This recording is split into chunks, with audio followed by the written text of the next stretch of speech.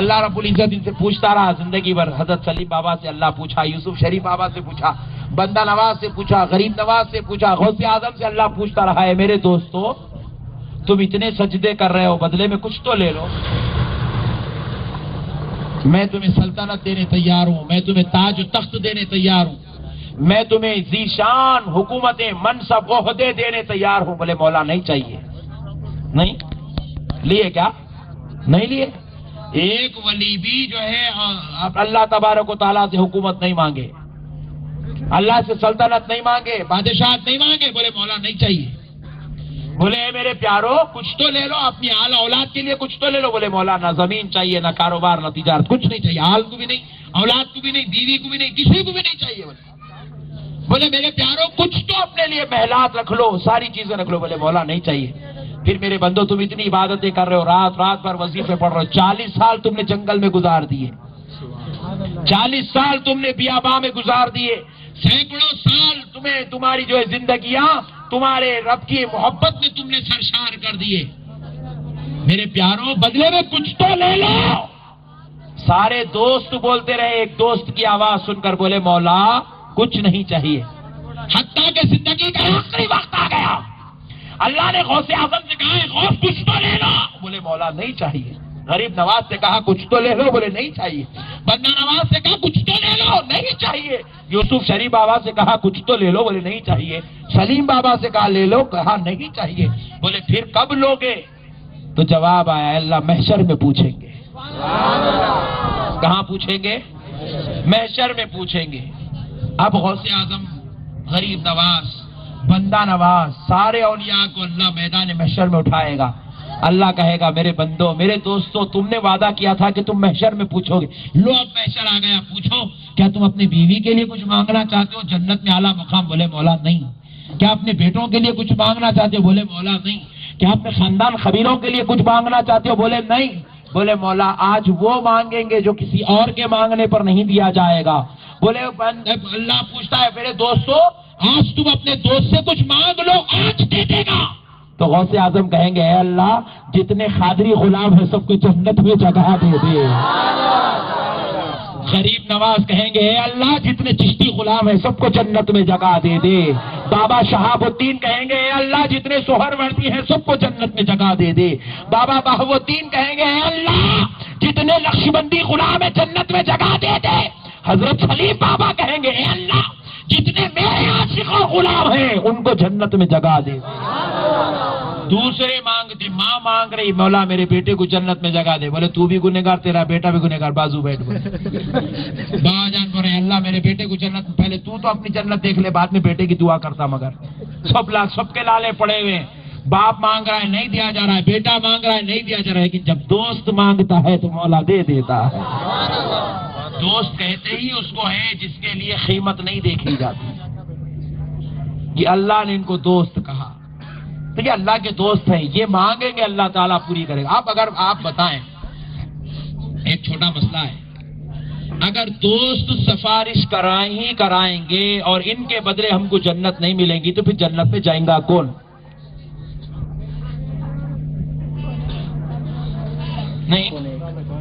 تھوڑی دیر کے لیے سوچو جی جنت میں کون جائے گا؟ ایک ہاتھ اٹھاؤ جی بھائی, دیکھ لیں گے. ہاں جائیں گا بھائی. اگر اولیاء اللہ کو اگر بیچ میں سے ہٹا دیں گے, دوستوں کو اگر ہٹا دیں گے بیچ میں سے, بولے بھائی ہم ہیں ہمارا خدا, اب جاؤ جنت میں. ایک جانا جا کے بتانا ہوں. حضرت عمر رضی اللہ تعالیٰ عنہ جیسی ذات کا جب وصال ہوا تو بیٹے کے خواب میں تشریف لائے حضرت عبداللہ ابن عمر کے. حضرت عبداللہ خواب میں دیکھ رہے اپنے والد حضرت سیدنا عمر کو. پوچھے بابا جان خبر کہ میں آپ کے ساتھ کیا سلوک ہوا, کیسا معاملہ ہوا؟ بولے بیٹے سب جگہ رب نے فضل فرمایا, میرے رب کی رحمت سے میں بخشا گیا, لیکن بیٹے ایک مسئلہ مجھے بڑا ستایا. اللہ اکبر. بولے بابا جان وہ کون سا مسئلہ تھا؟ بولے میں جب خلیفۃ المومنین تھا اس وقت ایک بکری بھاگ رہی تھی, راستے میں ایک سوراخ تھا, اس سوراخ میں بکری کا پیر اٹک گیا. اللہ نے مجھے پوچھا کہ وہ سوراخ آپ نے کیوں بند نہیں کروایا؟ اللہ. جب اتنے بڑے بڑوں سے ایک ایک سوراخ کی پرسش ہو رہی ہے تو پھر ہماری کیا ہوں گی ذرا سوچیے آپ. تو پھر جب اولیاء اکرام نہیں ہوں گے تو اب جنت میں جائیں گا کون؟ تو آج کے زمانے کے اعتبار سے تو ماننا پڑے گا اس دنیا میں اب ایک آدمی بھی جنت میں جانے کے لائق ہی نہیں ہے.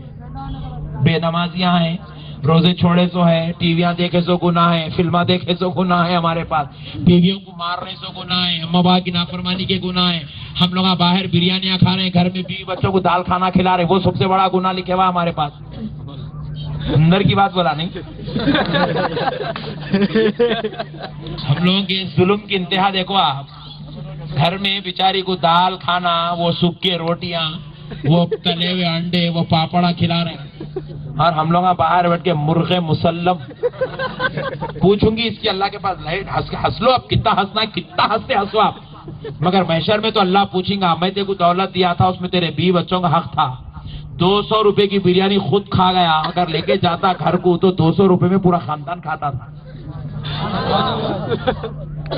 ہم لوگ نہیں کر رہے پیسہ. یار شیخ اپنا اپنا دیکھ بول رہے ہیں, بیوی اللہ کے حوالے, بچے اللہ کے حوالے, یہ سسٹم ہے ہمارا. مگر خوش نصیب ہے وہ لوگ جو اپنے گھروں کو لے جا کر کھاتے ہیں, گھروں میں لے جاتے ہیں, یا گھر والوں کو لے کے آ کے کھلاتے ہیں ہوٹل میں بٹھا کے. بری بات نہیں ہے, اچھی فیملی سیکشن ہے تو بیوی کو لے کے آ کے بٹھانا کوئی بری بات نہیں ہے. ہم بھی بول رہے ہوں گے کیا ہے, ہمارے بہنا ہی بیٹھا لوگ کیسے بول رہا ہوں, ہمارے امی وہ ساسو اور ہوٹل کو لے جاتا. بری بات کیا ہے, فیملی سیکشن میں لے کے جا سکتے, کھلا سکتے, کوئی ٹینشن کی بات نہیں ہے. پردے میں رہ کے برابر ہوٹل میں کھانا کھا سکتے, فلم نہیں دیکھ سکتے. پردے میں رہ کے کر سکتے, مستقبل کے کہیں فلم کو لے کے جائیں گے پردے میں, وہ ایک مسئلہ. چوب نقشبندی صاحب کے اوپر ایک نیا الزام.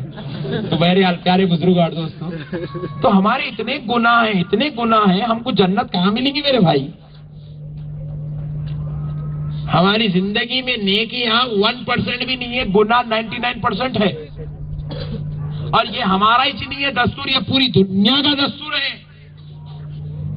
پوری دنیا کا دستور یہی ہے, پوری دنیا کا دستور یہی ہے. بڑے بڑے خانوادوں کے لوگوں کا بھی عمل جو ہے گناہ کی طرف زیادہ ہے, نیکی کی طرف کم ہے.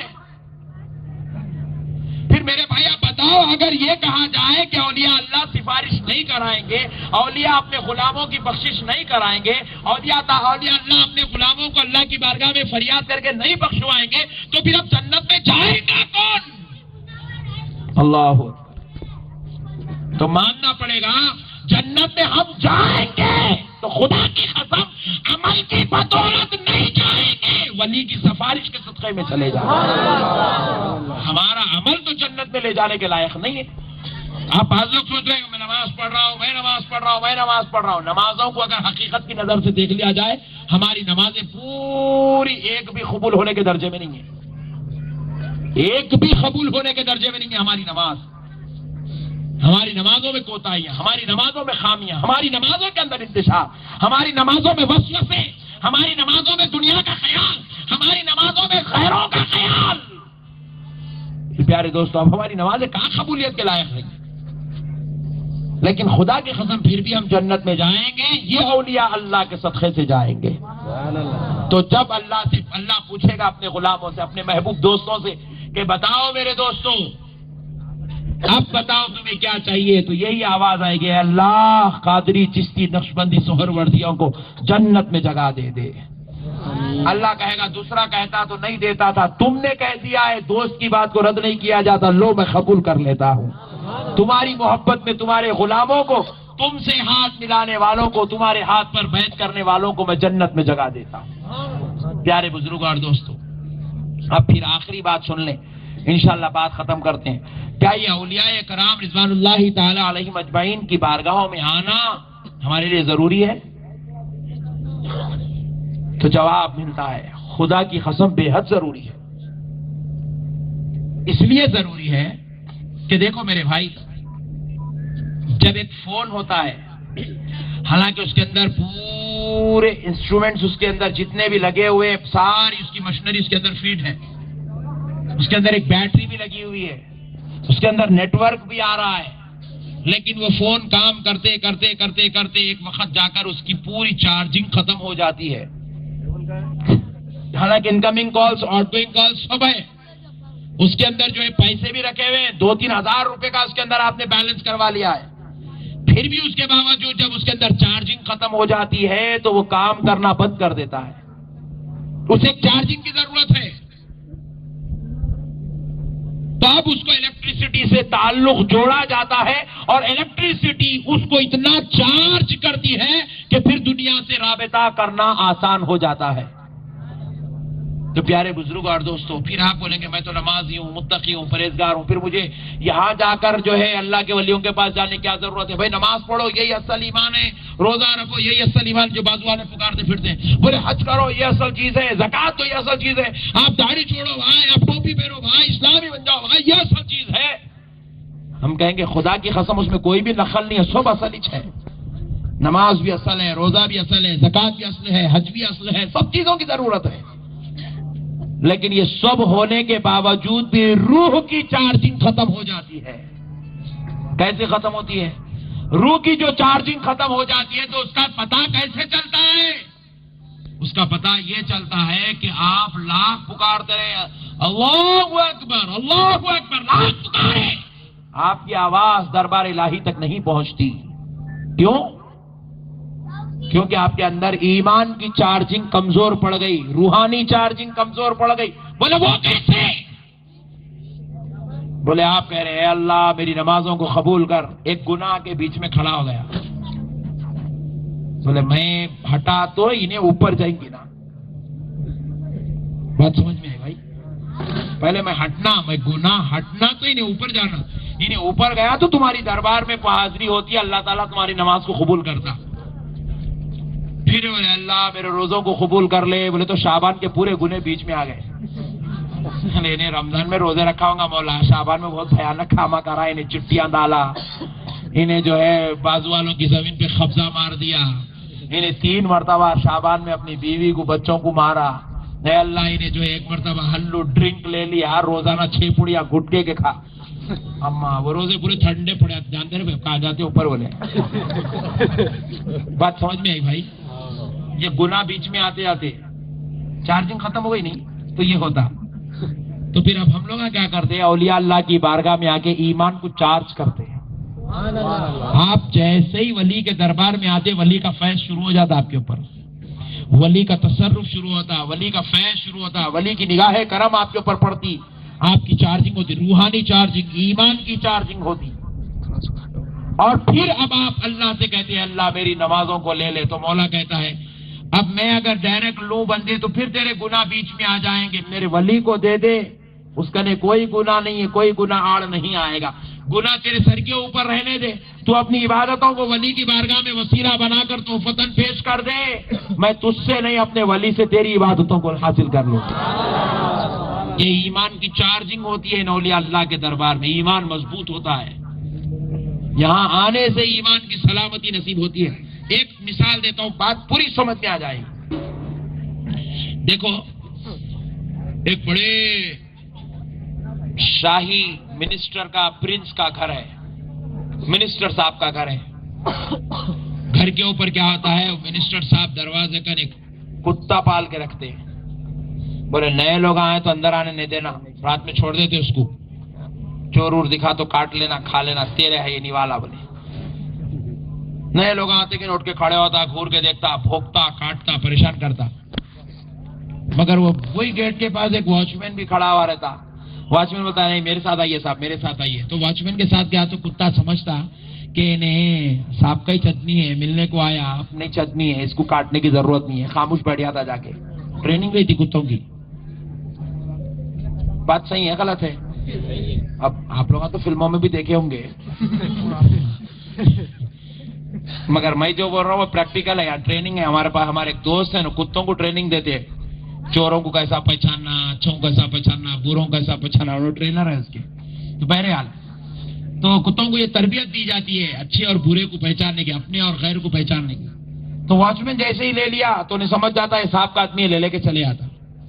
تو پیارے بزرگوں اور دوستوں، بعض وقت کیا ہوتا ہے، کتوں کو رکھنے کا زمانہ پہلے تھا، تھوڑا کم پڑ گیا، لیکن امریکہ میں اور زیادہ ہو گیا۔